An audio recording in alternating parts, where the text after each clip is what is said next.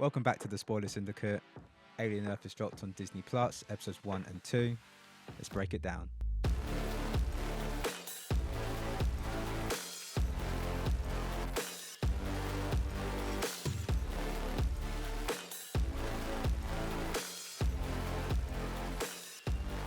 So the series begins with the crew of the Marginaux awakening from hypersleep. They all slowly wake up, very similar to the 1979 Alien movie directed by Ridley Scott.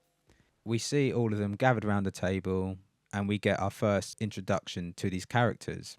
Spoiler alert, they're not the cast. Only one of them, who is the cyborg known as Marrow, actually survives the first episode. They all bite the dust. They're all gathered around the table, eating breakfast.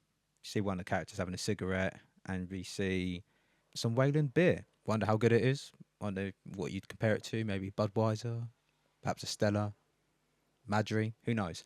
So we're sat around this table. We see there's a little bit of beef between one of the crew members and Marrow, who initially I thought maybe he's just being a dick because he just doesn't like him or doesn't like he has authority over him. But it is also revealed that Marrow is not a character to be trusted. The mission of this ship is that they were there to gather specimens. There's a few snippets of flashbacks where we see these characters went through a lot of trouble to gather these specimens. So we have 5 specimens that are aboard this ship. We have face huggers. We have these weird space ticks, which are nasty little bloaters that burrow themselves into like a dead rat in the Marginose on board laboratory, and they're pretty unsightly. I would not want to be attacked by one of these things. We also have flies, these plant pod things that are revealed in episode 2 that are like attached to the ceiling, and this creature called the T. osculus, which again is pretty nasty. The crew are, gathered around. They've awoken from hypersleep. It's about 4 months away from Earth. So they're on their way back with all these specimens and some sort of technical fault. I don't think it's directly revealed what it is, but I believe it's some sort of fire that breaks out, which causes all of these creatures to run loose upon the ship. Marrow is sealed off in a room, writing to Mother, updating Mother on the status of the mission. So he writes that the crew are all dead, and we have one of the surviving members of the crew banging on the door trying to get in. And instead of, being a gentleman, he doesn't let her in. He uses his synthetic arm and he fuses the door shut, leaving her to get absolutely murdered by this xenomorph. So then the xenomorph spots him and he pretty calmly gets underneath the floor. There's like a hidden chamber, puts on a gas mask and awaits for the ship to crash land on Earth. The xenomorph finally breaks through the door and tries to get him, but by then he's sealed away and he's pretty comfy, I suppose, for his crash landing. We move on to Wendy and the Lost Boys sort of story arc. Marcy, who is terminally ill, and she's looking worse for wear. It's pretty sad, especially that these sort of things, I suppose, happen in real life. But she's given a second chance where she's able to transfer her consciousness into the synthetic human body. She meets these scientists. They lay her down on the bed. She transitions into this synthetic body. But afterwards, we see that the body bag is zipped up. There's 3 monkey statues: see no evil, hear no evil, speak no evil, which kind of alludes us to think there's probably something more sinister taking place here. She transitions into this synthetic body. Her life seems saved, but really, it does make you wonder what's actually at place here. Is it possible in this universe to transfer your consciousness into a synthetic body? Or is it a case where it's an android thinking that she's human? But I do believe with her laying on the bed holding the flower and then being zipped in the body bag in episode 2, when she finally reunites with her brother, he reveals that they had a funeral for her. She's not really too sure how to take that. And I think this is a nice sort of reference to the whole Blade Runner series. Well, Blade Runner movie, sorry. Where again, the replicants, they wonder if they're truly human or machine, and it's like that whole dynamic of what does it mean truly to be human. So we see Wendy fully transitioned into this android body. She's able to leap off a massive cliff without taking any damage. She's able to run faster. She seems confident. At the same time, she still seems rather childlike, which makes sense as she has the memories of believe she's probably anywhere between the ages of 10 to 12, maybe even younger. We have this scene with the two scientists, Kirsch, the synthetic, and the other doctor. She's wondering whether to increase her emotions. Obviously, we know Kirsch being a synthetic and not actually having feelings at all. He's very much wanting to her to be more machine-like and efficient, and he keeps reminding her that that she's no longer human. My theory is that they're not. I believe that all of these children unfortunately died, and that their memories were used to create a more efficient but lifelike replica of a human being, which is what the synthetics essentially are, as they look human, except from their insides. They behave human like. It's like where you have a conversation with Chat GPT, and Chat will very much respond to you in a very human way, make jokes and all that kind of stuff. And I believe that is more of the purpose of this whole thing here. I think the whole procedure is being sugarcoated to make it look like that these children are getting a new chance of life, where they're really just being used for some guy's mad experiment. We later on see Wendy meet the Lost Boys, and it's a group of maybe 4 or 5 different children. They're all terminally ill. One of them's in a wheelchair, and we see the boy genius sort of watching over him, and he's sort of using Wendy as some sort of mascot to sort of show how great this procedure is and how it's worked wonders for her. So we see her lift these children up. They all gathered around her. They ask her questions, like the girl in the wheelchair asks, "Will I be able to walk again?" She's like, "Yeah, you'll be able to walk, dance, jump." And we see some of the other children talk about their dreams and aspirations. And then one of the children towards the end of this scene asks, "When will we be able to go home?" And she's like, "You won't go home. Like, you can't." We also see all of these children holding a flower similar to Wendy's death, well, Marcy's death. We see them all holding the flower, getting zipped up into body bags, which again makes you think it looks like they're actually dying here and that their memories are just being copied. So anyway, the Margino crash lands on Earth. We're introduced to Wendy's brother, who is working for the Marines as a medic, and they all get into action soon as possible. So they all drive up, they find a breach in the hull of the ship, and they go in and start looking for survivors and start investigating.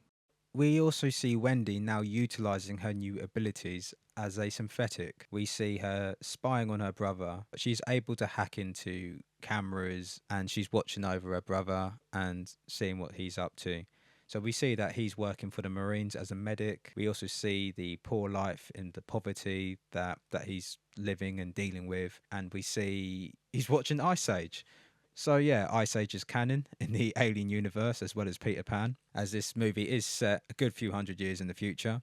And we see she's also able to do this all remotely, where other synthetics, such as Kirsch, has to actually jack into a data point in order to do these sort of things. So we see that she's a lot more advanced than the other synthetics. Again, I think is probably required with having a human mind or consciousness. So we see that she clearly wants to be reunited with her brother, as he thinks obviously that she's passed away. Her brother is trying to leave the Marines. He gets his request rejected by automated machine. Shows the depressing life that regular people live in the Alien universe. But we see the Margino, it crash lands, everyone springs into action. So him and the Marines, they suit up, they go in these sort of truck-like vehicles. There's a giant hole sort of breached in the ship. They go and investigate, and this is when things get interesting. So again, we get some callbacks to earlier Alien films with the whole dark lighting, the flashing sort of red strobe effects, and they're able to get into the ship and they start searching around. Two of the Marines find the lab and they see the corpses of the crew of the Margino. So on the crash site, we see Marrow using his blowtorch arm again to escape his little compartment where he's chilling, and he begins his mission on trying to secure the xenomorph. But we see him gather up some supplies, he gets his weapon, and off he goes. He sees the surveillance that Marines have boarded and are searching his ship, finds two of the Marines in the laboratory. He makes them cuff themselves to a pole, and one of the Marines calls out to him and calls him brother, and he turns around and says, "I'm not your brother." And then we get the scene with the ticks, and Man, I cringed so hard at this scene. This is not a nice way to go. One of these ticks, I think it believes it like sort of drops on the ceiling onto one of them's faces. It bites his neck and then it bloats and expands on him, and it's nasty. And then it later happens to his teammate who's cuffed next to him. It's just plain nasty. And he dies. Okay, so we get Wendy performing some audio tests. She has a pair of headphones on her head, and she sees in the background some footage of the crashed ship, and she's able to spot her brother. And then she takes remote control of the screens and is no longer interested in this test. She just starts straight up disobeying the scientist. So Wendy approaches Boy Caliver and makes a proposition that her and the Lost Boys should go and investigate the ship. They are better suited, stronger, faster, more efficient. All of Boy Caliver's advisors tell him that's a bad idea, which it pretty much is, but he goes with it as they're his creations, that he's able to seize an opportunity here. So he allows this to happen. Of course, he knows that Wendy's true intentions are finding her brother. We do see a couple of the characters a little bit skeptical on the whole sort of thing, but they all agree. As we get further and further into the ship with Wendy's brother, Hermit, he's there with two of his squad members where they have to jump lower down into the staircase of the collapsed building to proceed further into the crash site. One of them jumps, makes it. The next sort of squad member, she jumps, nearly falls to her death, but is caught by her teammate. And then we see Hermit about to jump, and then this is where the xenomorph finally reveals itself. It does that classic dropping the slime on his shoulder, which we've seen a bunch of times in these alien films. And he's unable to make it. He drops further down and then is chased by this xenomorph. And this xenomorph is relentless. Like, it does not stop. It chases after him. For a series that went straight to Disney Plus, I think this is pretty good special effects. We do get a bit of shaky cam, but I think it works. Going through a first person's perspective, you're going to be panicking, running for your life. So it sort of works. I think it gives that scary, horror-like first person's perspective, and he narrowly escapes the alien. We see him radio for help. He manages to get into an elevator. He gets away, but no one's able to respond to him on the radio. And again, it kind of gives you that nice horror element of there being no hope, no one's have your back. And we see that he has no choice but to go further into the building. So we get a scene where Hermit and another Marine, they knock on the door of one of the people that own a flat or penthouse within the building. They're having this weird Renaissance-like party. So they knock anyway on the door. So they warn him that the building is basically falling apart and they need to evacuate. The dude in the Renaissance costume, he's not taking them seriously. He's probably a little bit under the influence, and he kind of just shrugs them off and tells him, like, not interested, go away. And then this is when we get the reveal of the xenomorph once again, and it does its spite thing. It bites the Marine, picks him up, and he starts shooting up the whole corridor, which causes the Renaissance guy to open the door once again and see the chaos at hand. Hermit, he runs into the room, tries to obviously get away from the alien, and he's like knocked down. And then we see the alien run through into this penthouse full of other people wearing these Renaissance-like costumes, and it just tears through them all instantly.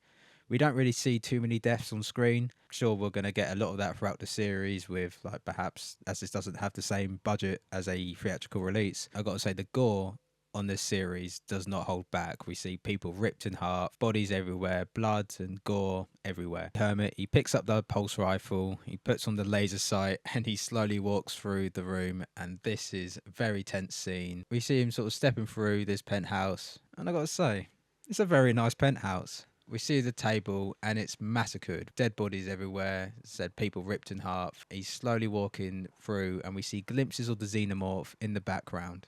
The Renaissance guy who answered the door, he's crawling away. He's got no legs. Proper, like Bishop style. He's crawling with all his guts and intestines. It's nasty. Then we see the alien pounce from the balcony and it starts chasing Hermit around the room. And this is where he's surprisingly saved by Morrow. So Morrow has this electrical taser weapon and this knocks the alien clean out. Hermit about to thank Morrow and he knocks him out as well. Surprisingly, he doesn't kill him. Morrow uses this webbing net device, spray-like thing, and he walks away carrying the alien. Not suspicious at all. He's then confronted by a whole team of Marines. The Marines aren't interested in what he's got to say. They see that he's carrying something suspicious looking. Morrow's trying to just shrug it under the rug. That this is not suspicious at all. I'm just carrying this bag of supplies, until the bag obviously starts moving and they're like, nah, you're weird. This is very suspicious. This is where the alien breaks out, kills all the Marines instantly, sort of blood, gore, and stuff. But a lot of these kills are sort of off screen, as we see this all from Morrow's perspective, as he tries to conceal his fear, as this is something he reveals, sort of saying that the creature can sense your fear. It works out in Morrow's case. The alien wipes out all these Marines that are in his way, gives Morrow the opportunity to escape. We then later on have Hermit awaken. He's later reunited with Wendy, who at first he kind of refuses to believe that she's alive, as there was a funeral. Some random walks up to you and says that she's your dead sister. You're gonna have a bit of skepticism there, aren't you? Wendy tells them some things that only that obviously Marcy would know, and he seems to believe her. He gives her a hug, and it's quite a nice, heartfelt scene. We have a scene with the synth who's sort of been coaching Wendy through this. He's hacked into the cameras aboard the Marginal. He discovers the room full of eggs, and he needs to secure this room ASAP. And Wendy isn't really interested. She's more interested in obviously saving her brother. Wendy and her brother and one of the Lost Boys. This is towards the end of the episode now, like the last scene. They find the room full of the eggs. So the xenomorph is on the ceiling. It pounces at Wendy's brother. He falls, presumably, to his death. Probably not, obviously. We're going to see what happens to him next episode. And then we see Wendy tell one of the Lost Boys to remain there, secure the area, and she runs off after her brother. And that's how the episode ends. So far, overall, I'm really enjoying this series. It's turned out a lot better than I thought it would. I was wondering if this series would be limited with budget restrictions, and at the moment, it's turning out very good. The only limitations I can really see is the Xenomorph chase scenes where the camera work gets very shaky, but it's nothing as bad as Alien vs Predator Requiem. I'm enjoying the storyline between Wendy and her brother. Again, it shows the poverty and the sort of depressing life that regular people have in this universe. But yeah, overall, I'd highly recommend this series. If you even remotely like any of the Alien movies, this is a lot better, in my opinion, than Alien 3 or the fourth Alien film. Look forward to episode 3, and again, I'll be covering that on the channel as well. If you enjoyed my breakdown, please subscribe for more, like, follow. Hopefully, I'll see you next week for episode 3 breakdown, and I'll be covering all sorts of other things on the channel. Please let me know what your thoughts are on the series. Are you enjoying it so far? Has it exceeded your expectations? Thank you very much. I'll see you next time.